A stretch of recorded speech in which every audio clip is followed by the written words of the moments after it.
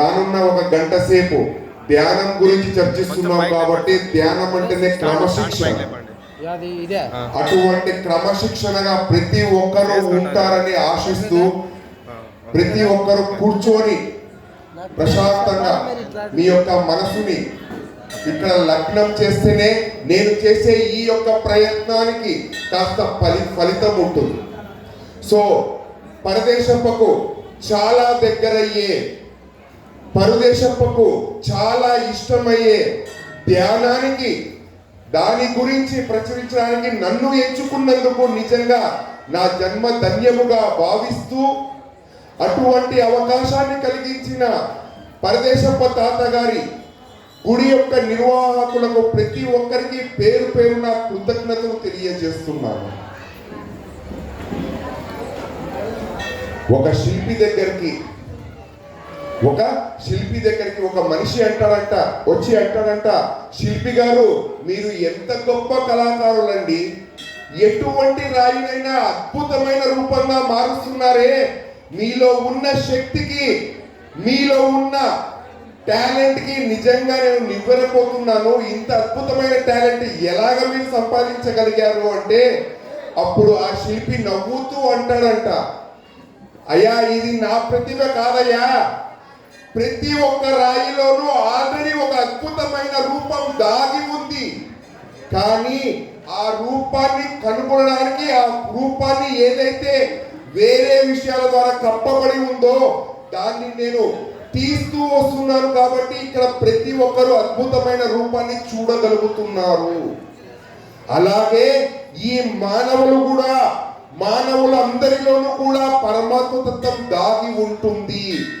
ఎప్పుడైతే నా శరీరం ఇది నాది, నా బంధువులు, నా బంధుమిత్రులు, నా ఆస్తులు అనే ఆసక్తిని పెంచుకుంటూ పోతామో ఆ పరమాత్మ తత్వాన్ని మనం కోల్పోతూ ఉన్నాము. అసలు ఏంటయ్యా ఈ పరమాత్ముడు ఇచ్చిన ఈ జీవితానికి ఉద్దేశం? ఆయన ఉద్దేశం ఏంటయ్యా అంటే, ఓరి జీవుడా, కొన్ని వేల సంవత్సరాల నుంచి పాప కర్మల ఫలితాల వల్ల అనుభవిస్తున్న ఈ జీవితాన్ని ఇకనైనా నాది నేను అనే అహాన్ని వదిలేసి నీలో ఉన్న ఆత్మను కనుగొని, ఆ ఆత్మ శక్తిని తెలుసుకొని, నీలో ఉన్న ఆత్మ జ్యోతిని వెలిగించి, ఆత్మను పరమాత్మ రెండు ఒకటే అని ఏ రోజైతే తెలుసుకున్నామో ఆ రోజు ఆత్మ పరమాత్మ ఒకటే అని అర్థమవుతుంది. దాని కొరకు ఆ పరమాత్మను మనకు ఈ జీవితాన్ని ఇస్తూ ఉంటే మనమేమో నాది, నా సంసారము, నా శరీరము, నా బంధుమిత్రులు, నా ఆస్తులు అని ఇక్కడ సమయాన్ని వృధా చేస్తున్నాము. ప్రతి ఒక్కరం ఎలాగ బతుకుతున్నాము అంటే, పుట్టుక నుంచి చావు వరకు పుట్టాము, పెరిగాము, చదివాము, ఉద్యోగాలు పొందాము, పెళ్లి చేసుకున్నాము, పిల్లల్ని కన్నాము, మళ్ళా ఆస్తులు కూడా పెడుతున్నాము, మళ్ళా పిల్లల కోసం కష్టపడుతున్నాము, రోగాలు తెచ్చుకుంటున్నాము, హాస్పిటల్ బారిన పడుతున్నాము, ఈ జీవితాన్ని ముగించుకుంటున్నాము. ఇది కాదండి పరమార్థం అంటే. ప్రతి ఒక్క జీవితానికి పరమాత్మ అనేది ఉంటుంది. ఆ పరమాత్మాన్ని మనం ఎలా కనుక్కోవాలి అంటే కేవలం దానికి ఒకే ఒక ఆయుధం ధ్యానము. ధ్యానము వల్లనే మనము మన జీవిత యొక్క పరమార్థాన్ని కనుక్కొని, ఈ ఆత్మ పరమాత్మ రెండు ఒకటే, ఈ రెండు కలుస్తేనే నిజమైన తత్వం అని మనము గ్రహించగలము. సో అటువంటి ధ్యానం అంటే ఏంటి, అసలు ధ్యానం అంటే ఏంటి అని మనం తెలుసుకోవాలి. ముందు ఒక శిష్యుడు పాపం అలసిపోయి జీవితం అనే పందెములో పోరాడి అలసిపోయి ఒక గురువు దగ్గరికి వెళ్తాడు. గురువు గారు నాకు ఉపదేశం చేయండి, నేను ధ్యానం చేయాలి, నాలో ఉన్న ఆత్మ జ్ఞానాన్ని నేను తెలుసుకోవాలి అని. అలాగే రానాయన అని కొన్ని రోజులు బాగా ట్రైనింగ్ ఇస్తాడు. ట్రైనింగ్ ఇచ్చాక కొన్ని రోజుల తర్వాత ఆ విద్య ఆ శిష్యుడికి అంటుపట్టదు. మరలా ఇంకొక గురువు కోసం ప్రయత్నిస్తుంటాడు. ఇంకొక గురువు దగ్గరికి వెళ్తే ఆయన కూడా శిక్షణ ఇస్తాడు, కానీ అది కూడా అంటుపట్టదు. విసిగిపోతాడు, ఏంటి ఎక్కడ కరెక్ట్ గురువులు లేరా నాకు ఇవ్వడానికి అని చెప్పి విసిగిపోయి ఒకరోజు తిరుగుతుంటే ఒక స్వామీజీ వచ్చి, నాయనా నీకు నిజమైన ఆత్మ జ్ఞానాన్ని ప్రసాదించుకోవాలి, సాధించాలి అంటే హిమాలయాల్లో ఒక గురువు ఉన్నాడు. హిమాలయాల్లో ఒక గురువు ఉన్నాడు. ఆ గురువు దగ్గరికి వెళ్ళు, ఖచ్చితంగా నీకు ఆత్మ జ్ఞానం లభిస్తుంది అంటాడు. చాలా సంతోషంగా ఆ గురువు దగ్గరికి వెళ్ళాలంటే చాలా దూర ప్రయాణం చేయాలి. 1 సంవత్సరం పాటు బాగా కష్టపడి దానికి కావాల్సిన ధనాన్నంతా కూడబెట్టుకొని ఆ గురువు గారి దగ్గరికి ప్రయాణం మొదలు పెడతాడు. కిందనో పైననో పడో లేచో ఆ హిమాలయాలకు దారి కనుక్కుంటాడు. వెళుతూ ఉంటుంది ప్రయాణం, కొనసాగుతూ ఉంటుంది ప్రయాణం. ఎంత వెతికినా గురువు కనపడలే. అలసిపోయి శరీరంలో శక్తి అంతా తగ్గిపోయి ఒక్క అడుగు కూడా లేచి వేసే స్థితిలో లేకుండా ఉన్నప్పుడు కంటి చూపు మేరలో ఒక చిన్న గుడిసె కనబడుతుంది. అబ్బా, గురువు గారు మేబీ ఈ హిమాలయాల్లో ఇటువంటి గుడిసెలో ఉన్నారేమో అని చాలా శక్తిని తెచ్చుకొని శక్తివంతంగా గుడిసెలోకి వెళ్ళి చూస్తే అక్కడ ఎవ్వరు ఉన్న దాఖలాలు కూడా కనపడవు. మళ్ళా నిరుత్సాహపడిపోతాడు. కంటి నిండా నీరు కారుతుంది. అయ్యో, ఇంత కష్టపడి నేను ఇన్ని త్యాగాలు చేసి గురువు ప్రయాణం కోసం వస్తే, గురువు ద్వారా ఆత్మ జ్ఞానాన్ని పొందుదామని వస్తే ఇక్కడ కూడా గురువు అనేవాడు లేడు. నేను ఓడిపోయాను అని గుండెలు బాదుకునే విధంగా ఏడుస్తాడు. అప్పుడు నిజమైన గురువు ప్రత్యక్షమవుతాడు. ఏమయ్యా, ఇంత అలసిపోయావా? నా కోసం ఇంత కష్టపడి వచ్చావా? ఏంటయ్యా నీ కోరిక అని అడుగుతాడు. అప్పుడు అంటాడు, గురువు గారు, ప్రయాణం ప్రారంభించేటప్పుడు మాత్రం నాకు చాలా కోరికలతోనే వచ్చాను ఇక్కడికి. కానీ ప్రయాణం మధ్య మార్గంలో ఒక్కొక్క విషయం దాటుతూ వస్తున్నప్పుడు ఆఖరికి నీ ప్రాంతానికి వచ్చి నిలబడిపోయినప్పుడు నేను ఓడిపోయాను అనే విషయం తెలుసుకొని మనసులో ఉన్న కోరికలన్నీ అరిగిపోయాయి. ఇక నా దగ్గర ఎటువంటి కోరికలు లేవు అంటాడు. అప్పుడు గురువు చాలా గట్టిగా నవ్వుతాడు. అర్థం కాదు, ఏంటయ్యా ఇప్పుడు నవ్వుతున్నావు అంటే ఇదే నిజమైన ఉపదేశం అంటే. ఇప్పుడు నీకు ఉపదేశం ఇస్తే ఖచ్చితంగా నీకు ఫలిస్తుంది. అదేంటి స్వామి అలాగంటున్నావు అంటే, ధ్యానం అంటే ఏంటి అంటే, ధ్యానం అనేది తెల్ల పేపర్ ముక్క లాంటిది. ఎక్కడ ఎటువంటి కోరికలు లేకుండగా, ఎక్కడ ఎటువంటి ఆశలు లేకుండగా, ఎక్కడ ఎటువంటి ఆలోచన ప్రభావం మనల్ని కలగ చెందకుండగా మనం ఎప్పుడైతే పరిపూర్ణంగా ఉంటామో దాన్నే ధ్యానము అంటాం. అంత గొప్ప ధ్యానాన్ని ఈ రోజు ధ్యానం చేయండియా అంటే సమయం లేదు సార్ అంటారు. కొద్దిమంది ఏమో ఇంకా బరువు బాధ్యతలు చాలా ఉన్నాయి, అన్ని తీరిపోయాక ధ్యానం చేద్దాము అంటారు. ఇంకొంతమంది ఏమో ఇంకా శరీరం బాగా గట్టిగా ఉంది, ఇదంతా అయిపోయినాక ధ్యానానికి కూర్చుంటాము ఫ్రీగా అంటారు. కానీ టైం లేదు అనుకునే ప్రతి ఒక్కరికి నేను చిన్న విషయం చెప్తున్నానండి. ప్రతి ఒక్క మనిషికి జీవితంలో 24 గంటలు ఉంటుంది. ఈ 24 గంటల్లో 10 గంటలు నీ యొక్క పని, అది ఏదైనా కూడా దాన్ని వదిలేసుకుంటే ఇంకా 14 గంటలు ఉంటుంది. ఈ 14 గంటల్లో నీ యొక్క నిద్రకు 8 గంటల సమయాన్ని ఇచ్చినా కూడా 18 గంటలు పోతే ఇంకా 6 గంటల సమయం మన చేతిలో ఉంటుంది. 6 గంటలు మన సమయం మన చేతిలో ఉన్నప్పుడు 2 గంటలు మన యొక్క స్నానాలు, మన యొక్క తిండి అన్ని చూసుకున్నా కూడా ఇంకా 4 గంటల సమయం ఉంటుంది. ఇంకా 4 గంటల సమయంలో 2 గంటలు నీ భార్య పిల్లలతో, నీ మనవడు మనవరాలతో ఆడుకుంటూ కాలక్షేపం చేసినా కూడా ఇంకా 2 గంటల సమయం ఉండనే ఉంటుంది. ఎవడైతే ఈ 2 గంటల్లో కూడా ఉదయం 1 గంట, రాత్రి 1 గంట, ఉదయం లేచిన వెంటే 1 గంట, నైట్ నిద్ర పోయే ముందు 1 గంట, ఎవడైతే సమయాన్ని పరమాత్ముడి కోసం ఇవ్వగలడో ఆ రోజు పరమాత్ముడు మన పక్క నుండి మనల్ని కాపాడుతాడు. కానీ ధ్యానం అంటే చాలా కష్టం సార్ అంటారు. ధ్యానం అంటే చాలా కష్టం. ధ్యానానికి కూర్చుంటే దేవుడు చాలా కష్టాలు ఇస్తాడు అని చాలా మంది మధ్యలో ఆగిపోయిన వాళ్ళ జీవితాలు నేను చూశానండి. చాలా మంది బాగుండే జీవితం ధ్యానం అనే దాన్ని పట్టుకున్నామంటే లేనిపోని కష్టాలని నాకే తెచ్చి పెడతాడు దేవుడు అంటారు. అయ్యా, ఒక రాజుగారు అద్భుతమైన ఒక ఇలాంటి గుడిని కట్టించి అందులో విగ్రహ ప్రతిష్ఠ చేయాలని ఒక గొప్ప శిల్పి దగ్గరికి వెళ్తాడు. శిల్పి దగ్గరికి వెళ్ళాక శిల్పికి చెప్తాడు, నేను నా ఊర్లో ఒక పెద్ద గుడి కట్టాను, అందులో పూజించడానికి ఒక అద్భుతమైన ఒక విగ్రహం కావాలి అంటాడు. శిల్పి ఏమో అలాగే రాజుగారు మీరు చెప్పిన విధంగా చేస్తాను అంటాడు. రాజుగారి మాట కొరకు రాజుగారి మాట కాదనలేక రాజుగారు ఇచ్చిన ఆర్డర్ ప్రకారము తన దగ్గర ఉన్న ఒక అద్భుతమైన ఒక రాయిని తీసుకుంటాడు.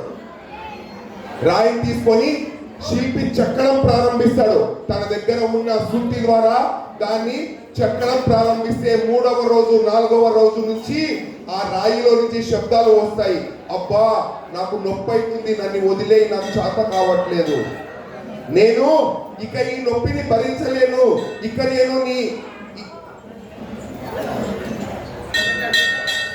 నేను ఈ నొప్పిని భరించలేను,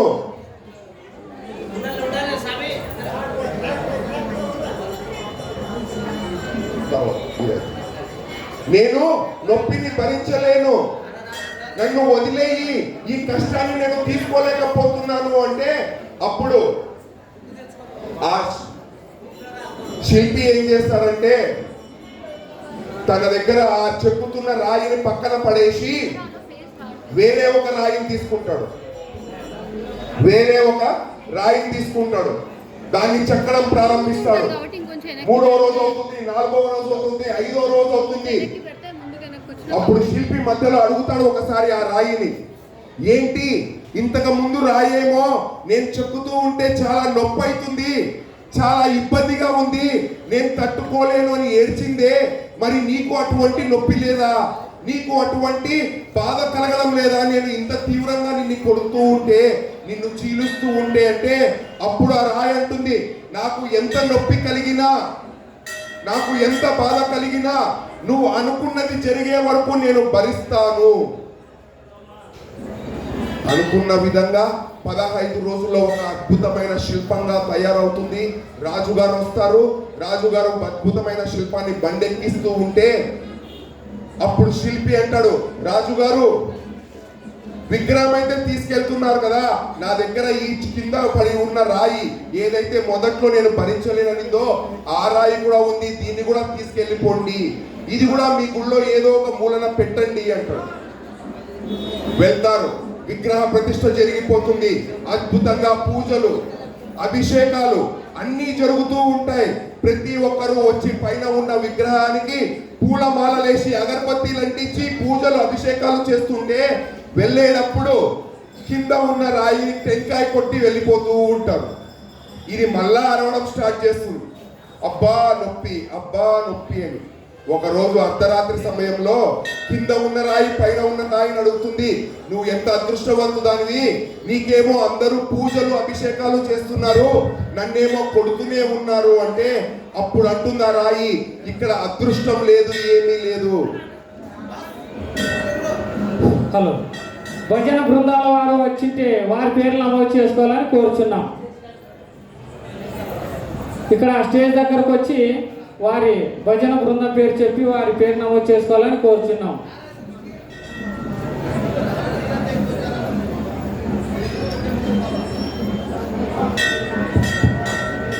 అప్పుడు పైన ఉన్న రాయి అంటుంది, ఇక్కడ ఏ అదృష్టము లేదు, ఇక్కడ ఎటువంటి అదృష్టము లేదు.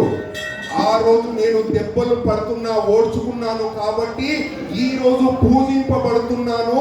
నీవు ఆ రోజు దెబ్బలు పడుతుంటే తట్టుకోలేక వదిలేశావు కాబట్టి నువ్వు ఇప్పటికీ దెబ్బలు తింటూనే ఉన్నావు. ఈ కథ ద్వారా మనం తెలుసుకోవాల్సింది ఏంటి అంటే, దెబ్బలు పడతాయి, కష్టాలు వస్తాయని ఈ జన్మలో ధ్యానాన్ని వదిలేసుకుంటే ప్రతి జన్మలోనూ ఈ దెబ్బలు తింటూనే గడపాల్సి వస్తుంది. అదే దెబ్బలు తగిలినా కూడా, ఎటువంటి కష్టాలు వచ్చినా కూడా ఆ పరమాత్ముని మీద ధ్యాసతో పరమాత్ముడే సర్వం అనుకొని నేను ధ్యానాన్ని వదలకుండా ఉంటాను అని దృఢమైన విశ్వాసంతో కొనసాగితే ప్రతి ఒక్క మనిషి కూడా పూజింపబడే స్థాయికి చేరతాడు. అంత గొప్పది ఈ ధ్యానం, అంత గొప్పది, అంత పవిత్రమైనది ఈ ధ్యానం. మరి అటువంటి ధ్యానం వల్ల ఏంటయ్యా లాభాలు? 100 చెప్పొచ్చండి, 1000 చెప్పొచ్చండి. ధ్యానము వల్ల కలిగే లాభాలు ఏంటుంటాయి అంటే, ఎప్పటి నుంచో మన యొక్క శారీరక రుగ్మతలు కలిగిన రోగాలు, మానసిక ఒత్తిడిలు ప్రతి ఒక్కటి సునాయాసప్రాయంగా మన యొక్క ప్రమేయం లేకుండా పరమాత్ముడు తీసేస్తాడు. ఎలా కాపాడతాడు సార్? ధ్యానం చేస్తే పరమాత్ముడు కాపాడతాడా? నిజంగా జరుగుతాయా అంటే, మొట్టమొదటిగా పరమాత్ముడు మన యొక్క ఆలోచన స్థితిని మారుస్తాడు. ధ్యానము ద్వారా మన యొక్క ఆలోచన స్థితి మారుతుంది. సిద్ధత్వం అంటామండి. సిద్ధత్వం అంటే ప్రతి ఒక్క సిచ్యువేషన్ లోనూ, ప్రతి ఒక్క పరిస్థితిలోనూ మనము స్థిరంగా ఉండే మనకు ఆ శక్తిని పరమాత్ముడు కలిగిస్తాడు ధ్యానము ద్వారా. అలాగే జీవితం పట్ల మన వైఖరి, ఆధ్యాత్మికం పట్ల మన వైఖరి, మన యొక్క సంసారం పట్ల, మన యొక్క రోజువారీ జీవితం పట్ల మన వైఖరిని కేవలం ధ్యానము మాత్రమే మారుస్తుంది.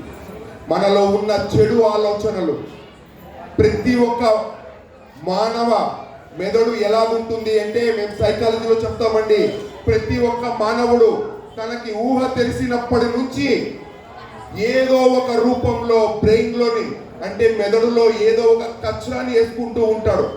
అది మంచిది కావచ్చు, చెడుది కావచ్చు. అటువంటి కచరా ద్వారా మనము మన జీవితంలో ముందుకు వెళ్ళలేకపోతున్నాము, నిజమైన వెలుతురిని చూడలేకపోతున్నాము. సో ఈ ధ్యానము ద్వారా ఏమవుతుంది అంటే, అటువంటి కచరా మనకు తెలియకుండా తెలిసినా అటువంటిది ఏదైతే నింపుకున్నామో, ఇనుముకి పట్టిన చిలుము ఎలాగైతే తొలగిపోతూ ఉంటుందో అలాగ నిత్య ధ్యానం అనేది చేస్తూ ఉంటే మన బ్రెయిన్ లో ఉన్న చెడు ఆలోచనలు, చెడు కోరికలు, చెడు అలవాట్లు ప్రతి ఒక్కటి చాలా సులువుగా, ఎటువంటి కష్టతరము లేకుండా తొలగింపబడతాయి ఆ పరమాత్ముని దయ వల్ల. అంత గొప్పది ఈ ధ్యానం అనేది. కానీ మనకందరికీ మొబైల్ చూడడానికి గంటలు గంటల సమయం ఉంటుంది.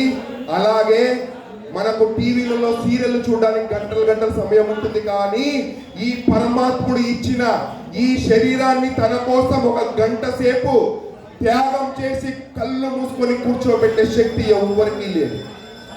అందుకే 95% జనాలందరూ ఈ పునరపి మరణం పునరపి జననం అనే ఒక చక్రంలో కొట్టు మిట్టాడుతూ నిజమైన జీవిత తత్వాన్ని మరిచిపోయి 84,000 జీవరాశులు ఏ విధంగా అయితే జీవిస్తున్నాయో మనము అలాగే జీవిస్తున్నాము. కానీ వాటికి వీటికి ఏంటి సార్ తేడా అంటే, వాటికి జ్ఞానం అనేది లేదు. మనకు మహానుభావుడు పరమాత్ముడు జ్ఞానాన్ని ప్రసాదించాడు. అటువంటి జ్ఞానము ద్వారా ప్రతి ఒక్క ఆత్మలోనూ ఆత్మ జ్ఞానాన్ని పొంది ఆత్మ జ్యోతిని వెలిగించి పరమాత్ముడు ఆత్మ, నేను పరమాత్ముడు అందరూ ఒకటని ఏ రోజైతే జీవాత్మ అనేది ప్రయాణం ప్రారంభిస్తుందో ఆ రోజు పరమాత్ముడు మనల్ని పక్కన ఉండి నడిపిస్తాడు. ఇది తథ్యం. వయసుతో సంబంధం లేదండి. ఎటువంటి వయసులో వాళ్ళైనా ధ్యానానికి కూర్చోవచ్చు. మన ప్రథమ కర్తవ్యం ఏ విధంగా అయితే ఈరోజు నా శరీరం, నా ఆస్తులు, నా అంతస్తులు, నా బంధుమిత్రులు అనుకుంటున్నావో అదే విధంగా నీ జీవన శైలిలో ధ్యానానికి కూడా అంతే ప్రాముఖ్యత ఇస్తే 1 సంవత్సరం తర్వాత మనల్ని మనం ఒకసారి చూసుకోవచ్చండి. ఏమి సాధించాము? పరమాత్ముడు జీవితాన్ని ఇచ్చినాక బాధపడుతున్నాడంట. ఏంటిరా ఈ జీవుడు, ఏంటిరా ఈ జీవుడు అశాశ్వతమైనవన్నిటినీ శాశ్వతం అనుకొని పరిగెత్తుతూ శాశ్వతమైన నన్ను మరిచిపోతున్నాడే, శాశ్వతమైన నన్ను మర్చిపోతున్నాడే.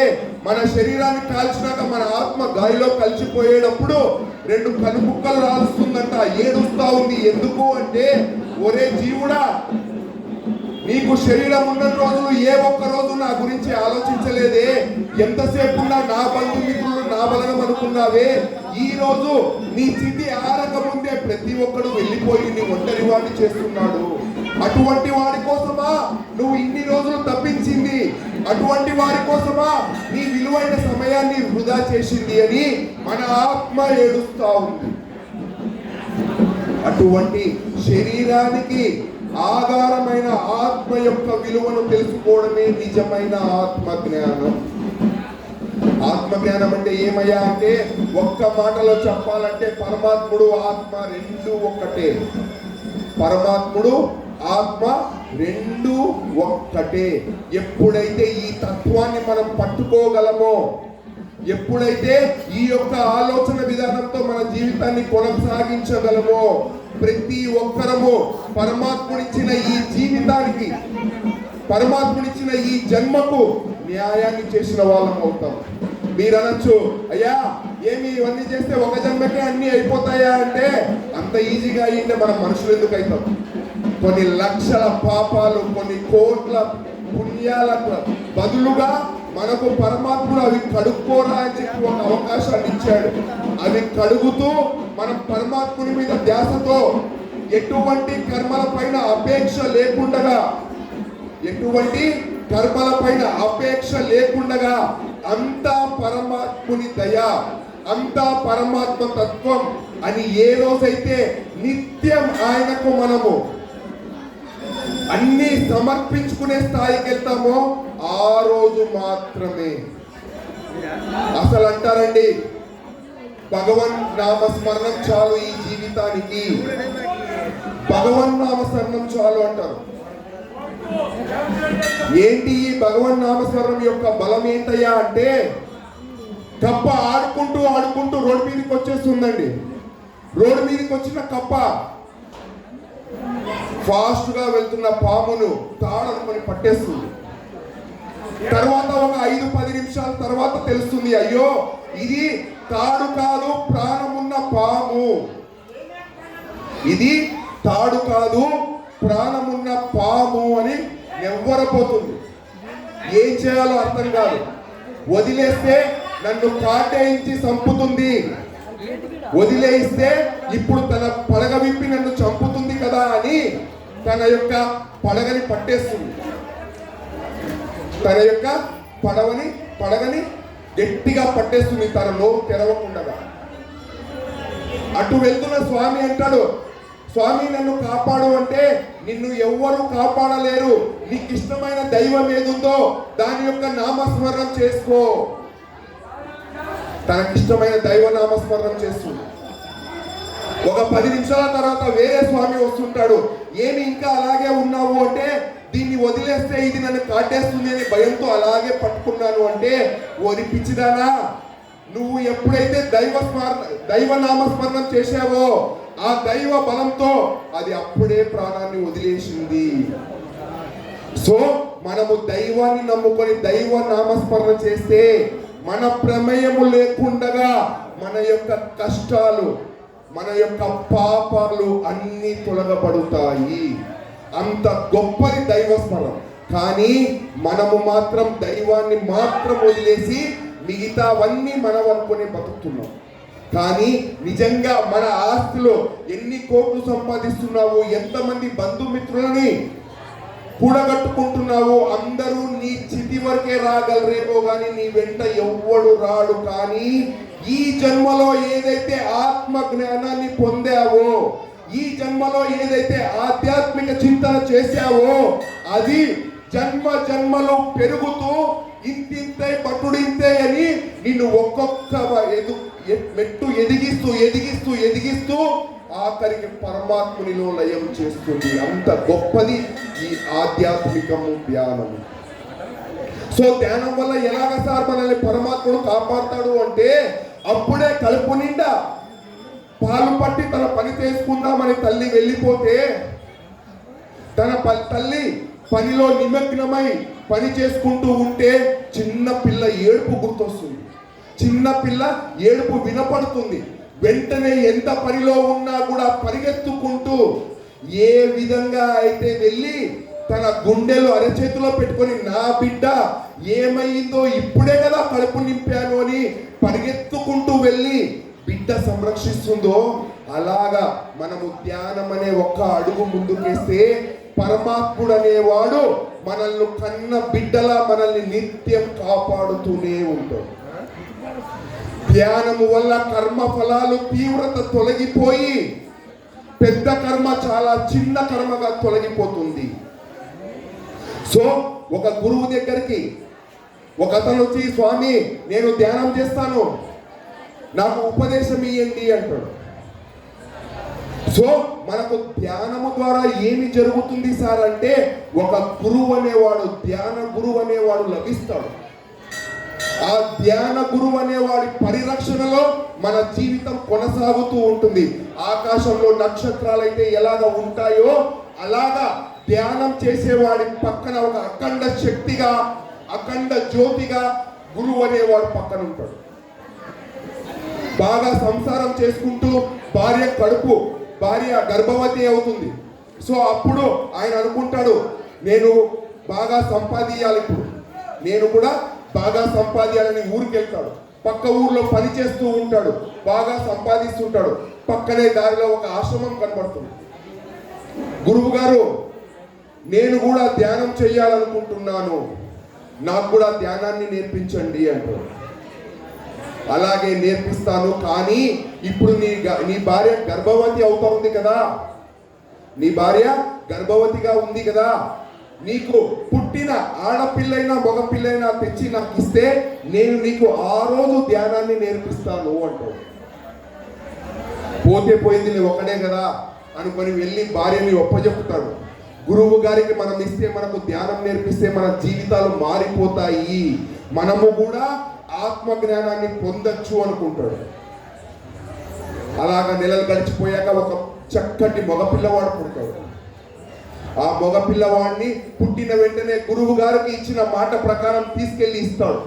గురువు గారు బాగా ఆ పిల్లవాడిని చూసి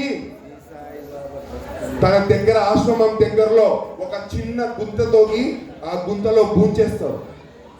అర్థం కాదు, ఏమయ్యా 9 నెలలు కని మోసినాము, ఎంతో ఆశలు పెట్టుకున్న మా పిల్లవాడిని మా కళ్ళ ముందే ఇలా చేసావు కదా అని చాలా బాధపడతారు. కానీ గురువుని ఏ ఒక్క మాట తిరిగి అనరు. ఏదోలే గురువు చేశాడంటే ఏదో ఒక కారణం ఉంటుంది కదా అనుకుంటారు. తర్వాత గురువు గారు ఫస్ట్ కొడుకుని ఇచ్చాను కదా, మళ్ళా నాకు ధ్యానం నేర్పిస్తావా అంటే కొద్ది రోజులు ఆగాలి అంటారు. మళ్ళా భార్య గర్భవతి అవుతుంది. మళ్ళా వచ్చి ఆ విషయం చెప్తే, ఈసారి నీకు ఖచ్చితంగా ధ్యానం నేర్పిస్తాను, కానీ ఈసారి పుట్టబోయే బిడ్డని కూడా నాకే తెచ్చి ఇవ్వాలి అంటారు. భార్యాభర్తలు ఆలోచించుకుంటారు. ఆల్రెడీ ఒకదాన్ని ముంచేశాడు, మళ్ళా ఇప్పుడు ఇంకొకటి ఇస్తే ఏం చేస్తాడో, కానీ ఈ బిడ్డలనేది మళ్ళా మనం కనచ్చేమో, కానీ ధ్యానం అనేది ఈ గురువు అనేవాడు ఇవ్వకుంటే మనం ఈ జన్మలో పొందలేమో అని చిన్న ఆశ ద్వారా మళ్ళా భార్యాభర్తలు ఇద్దరు ఒప్పుకుంటారు. మళ్ళా నెలలు గడుస్తాయి. మళ్ళా ఒక మగ బిడ్డకి జన్మనిస్తుంది. మళ్ళా మాట ప్రకారం మళ్ళా తీసుకొచ్చి గురువు గారి చేతిలో పెడతారు. గురువు గారు మళ్ళా అప్పుడు కుడి పక్కన తోగిన గుంత ఇప్పుడు ఎడం పక్కన తోగి మళ్ళా ఆ పిల్లోడిని పూజ చేస్తాడు. ఈసారి తల్లిదండ్రులకు చాలా ఆవేశం వస్తుంది. ఏంటి గురువు ఇలా చేస్తున్నాడు, ఇటువంటి గురువు వద్దు, ఇటువంటి ధ్యానము వద్దు, ఏమీ వద్దు అని వెళ్ళిపోతారు. కొన్ని నెలల తరబడి ఆ యొక్క బాధలో ఉంటారు. ఇద్దరు పిల్లల్ని పోగొట్టుకున్న బాధలో ఉంటారు. మళ్ళా ఆమె గర్భవతి అవుతుంది. మళ్ళా గురువు గారి దగ్గరికి వెళ్తాడు. ఆయన ఉండలేడు. ధ్యానం ధ్యానం ధ్యానం అనే ఆలోచన ఉండలేకపోతాడు. భార్యకు చెప్పకుండా మళ్ళా గురువు గారి దగ్గరికి వెళ్తే గురువు గారు అంటారు, మళ్ళా గర్భవతి కదా, ఈసారి లాస్ట్ సారి, నేను లాస్ట్ టైం లాగా మీ ఇద్దరు పిల్లల్ని చంపను, ఇది ఒక్కసారి నాకు ఇచ్చి చూడు అంటాడు. అరే గురువు అనేవాడే అంతగా మనల్ని అడుగుతున్నాడంటే ఏదో ఇందులో పరమాత్మ అనేది దాగి ఉంటుంది కదా అని చెప్పి మళ్ళా మూడోసారి కొడుకు పుడితే ఆ కొడుకుని కూడా తెచ్చిస్తాడు. అప్పుడు గురువు మళ్ళా కొడుకుని తీసుకొని మళ్ళా ఇంతకు ముందు పుడిచిన గుంతల దగ్గరికి వెళ్తుంటే మళ్ళా తల్లిదండ్రులకి భయం అవుతుంది, ఏడుపు వస్తుంది. మళ్ళా ఏం చేస్తాడో అంటే ఈసారి 2 గుంతల మధ్యలో ఒక తెల్ల గుడ్డ వేసి దాని మీద పండబెడతాడు. అర్థం కాదు తల్లిదండ్రులకి, ఏమయ్యా ధ్యానం అంటిని, ఏమంటిని, అదంటిని, లాస్ట్కి మళ్ళా ఇక్కడ తెచ్చి ఏం చెప్తున్నావు అంటే, ఇన్ని రోజులు నన్ను నమ్మారు కదా నేను ధ్యానం నేర్పిస్తానని. ఈ కొద్ది సమయం కాస్త ఓపిక పట్టండి, జరిగేది గమనించండి, అక్కడ నుంచి వచ్చే శబ్దాలు ఏమున్నాయో వాటిని వినండి అంటాడు. అప్పుడు రెండో వాడు ఒకటో వాడిని అడుగుతాడు. అంటే ఎడమ గుంతలో పడుకున్నవాడు ఒకటో కుడి గుంతలో పడుకున్న వాడిని అడుగుతాడు, ఏరా నువ్వు ఎందుకు పుట్టావి తండ్రి అంటే, ఆయన నాకు పోయిన జన్మలో మంచి దోస్తు, మేమిద్దరం కలిసి వ్యాపారాలు చేసినాము, కానీ నాకు తెలియకుండా నా సంపదనంతా దొంగలించి నన్ను పిచ్చివాడిని చేసి ఆఖరికి నేను ఆత్మహత్య చేసుకునే విధంగా నన్ను చేశాడు. కాబట్టి ఈ జన్మలో ఆయనకి నేను కొడుకుగా పుట్టి తన యొక్క కష్టాన్ని తనని చాలా కష్టపెట్టాలనుకున్నాను, అందుకే పుట్టాను రెండవ వాడిగా అంటాడు. మళ్ళా మొదటి వాడిని అడుగుతాడు, నువ్వెందుకు పుట్టావురా అంటే, నన్ను కూడా ఇతను పోయిన జన్మలో చాలా ఇబ్బందులు పెట్టాడు, మానసికంగా ఆర్థికంగా. ఆ బాధను తట్టుకోలేక నేను రోగాలు తెచ్చుకొని చనిపోయాను. ఈ జన్మలో తనకి కొడుకుగా పుట్టి ఆ కక్షనంతా నేను తీర్చుకోవాలనుకొని పుట్టాను అంటాడు.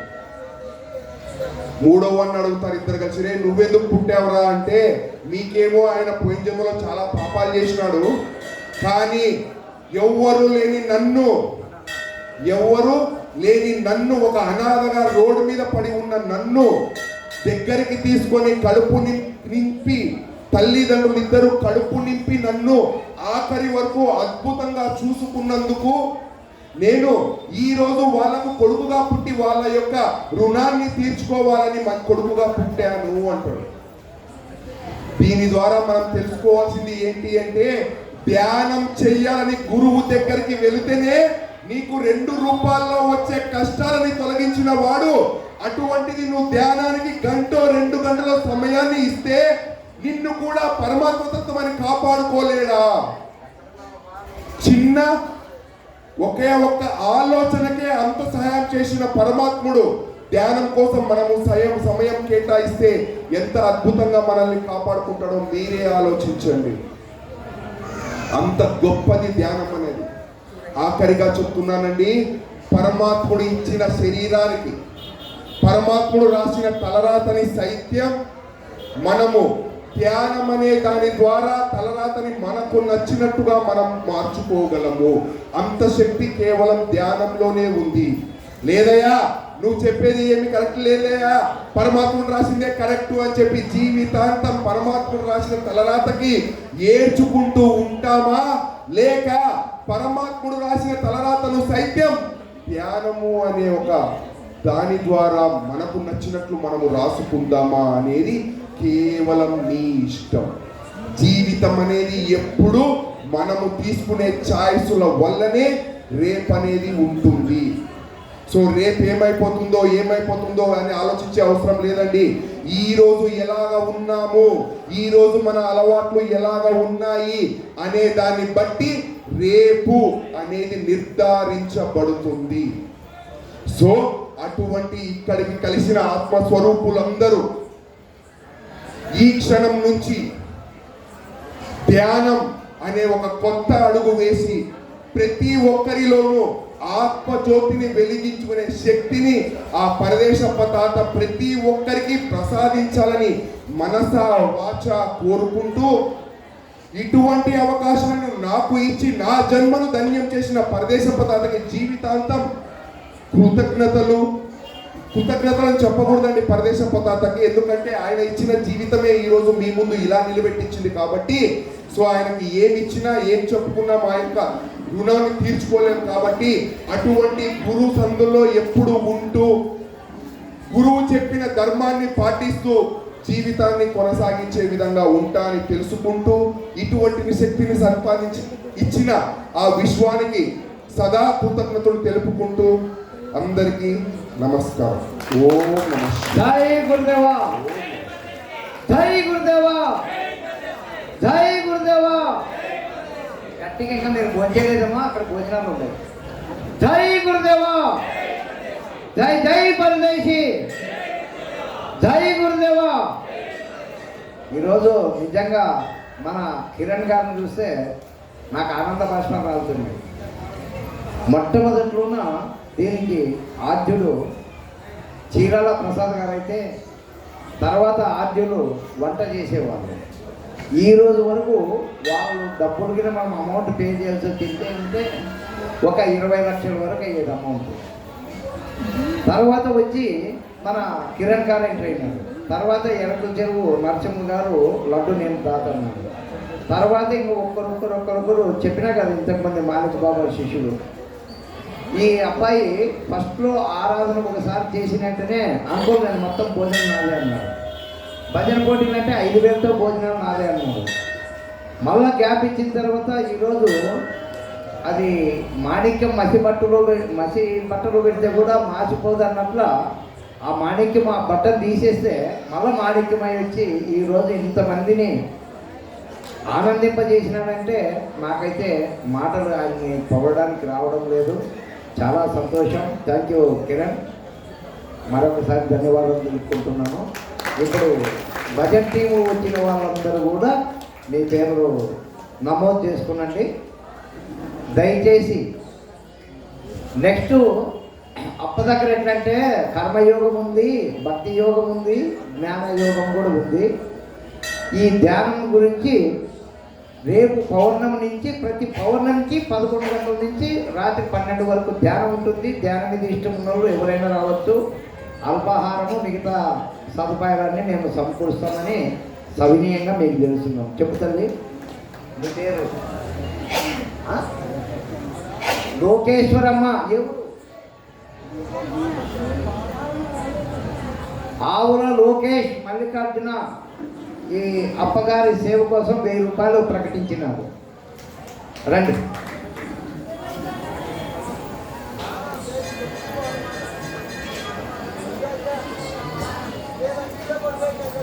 ఆవుల లోకేష్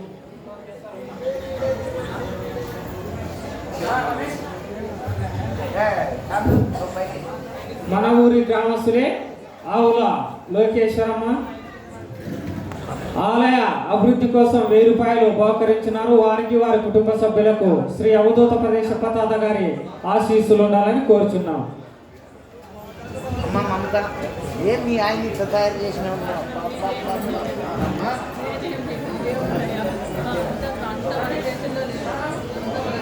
మన చేతిలో ఉందని ఆయన అంటే నువ్వు మన చేతిలో లేదంటావు. ఇప్పుడు ఇంతసేపు అయినా మన చేతిలో ఉంది అన్నాడు.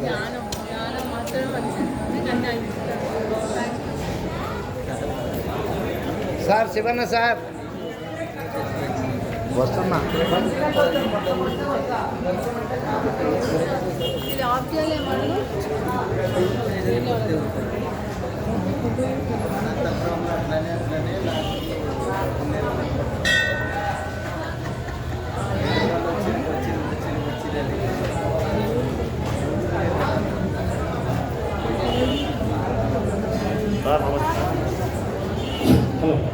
ఇంకా ఎవరైనా ఆలయ అభివృద్ధికి చందాలు ఇచ్చేవారు ఉంటే వచ్చి వారి పేరు చెప్పాలి.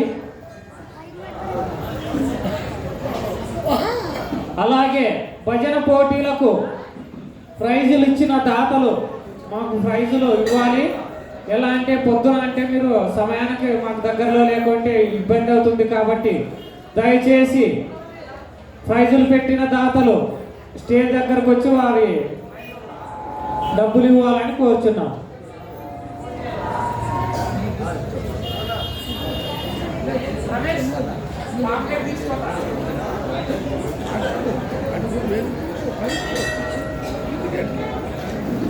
హలో నమస్తే సార్. నమస్తే. హలో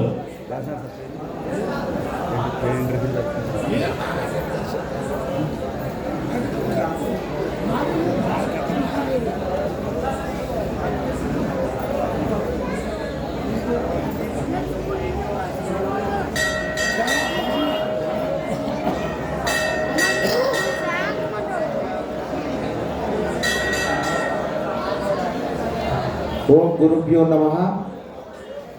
ఈరోజు రాష్ట్ర స్థాయి భజన పోటీలు ఏర్పాటు చేసినటువంటి శ్రీ శ్రీ శ్రీ పరదేశప్ప తాత ఆరాధన సందర్భంగా ప్రతి సంవత్సరం కూడా ఎంతో దిగ్విజయంగా ఈ భజన పోటీలు ఏర్పాటు చేస్తారు.